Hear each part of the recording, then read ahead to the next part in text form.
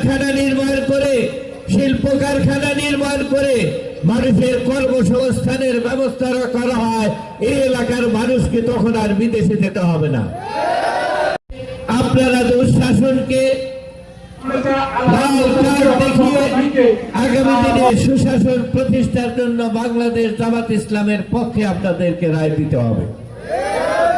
আমি বলতে চাই, উন্নয়নের জন্য অনেকে অনেক আশ্বাস দেবে আপনাদেরকে, কারণ সস্তা কথা বলতে তো আর টাকা লাগে না, তাই না? আপনাদের রাস্তা করে দেবো, এটা করে দেবো, ওটা করে দেবো, এটা পাকা করে ফেলবো, অমুক করবো, তমুক করবো, এই মিথ্যা আশ্বাস বাংলাদেশ জামাত ইসলামী দেয় না। আমি শুধু বলতে চাই, আপনাদের চরাঞ্চলের মানুষ আমি, আমাদেরও শত শত বিঘা জমি নদীতে ভেঙে গেছে। আমরা এই এলাকার মানুষের দুঃখ বুঝি। এই এলাকার মানুষকে চিলমারে যেতে আসতে কি পরিমাণ কষ্ট করতে হয়, এটি কিন্তু আমরাও ভুক্তভোগী, নাকি বলে? তাই এই বিষয়গুলি যদি আমার অভাব পূরণ করি, আপনাদের অভাব পূরণ হবে না। আমরা যদি নদী শাসন করি, আপনাদের অভাব পূরণ হবে না। আমরা যদি বৃহত্তর একটি সেতুর জন্য আপ্রাণ চেষ্টা করি, এটি যদি হয়ে যায়, এলাকার মানুষের হয়ে যাবে।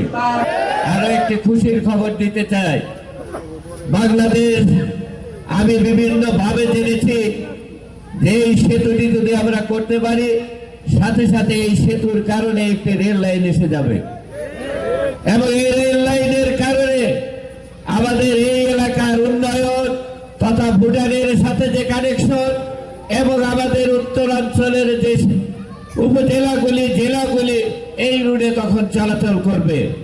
এর কারণে যখন যে দিক দিয়ে মানুষের যাতায়াত বেশি থাকে, সেই জায়গাটির উন্নয়ন হয়, নাকি বলেন? আর এখানে আমাদের সবচাইতে বেশি আছে জনশক্তি। আমাদের বেকারত্বের অভিশাপ থেকে আমরা বের হতে পারি না।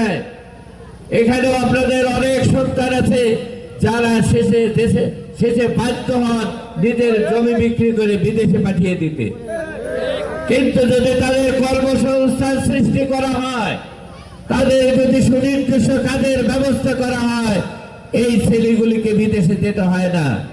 কারণ যে লক্ষ লক্ষ টাকা খরচ করে বিদেশ যেতে হয়, 3 বছর 2 বছর লেগে যায় সেই টাকা তুলতে।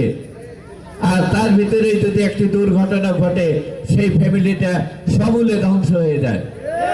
তাই আমি বলতে চাই, আমি ডিবিসি নিউজে বলেছিলাম, চরাঞ্চলের প্রতি জমির অভাব নাই। এখানে যদি কল কারখানা নির্মাণ করে, শিল্প কারখানা নির্মাণ করে মানুষের কর্মসংস্থানের ব্যবস্থা করা হয়, এই এলাকার মানুষকে তখন আর বিদেশে যেতে হবে না।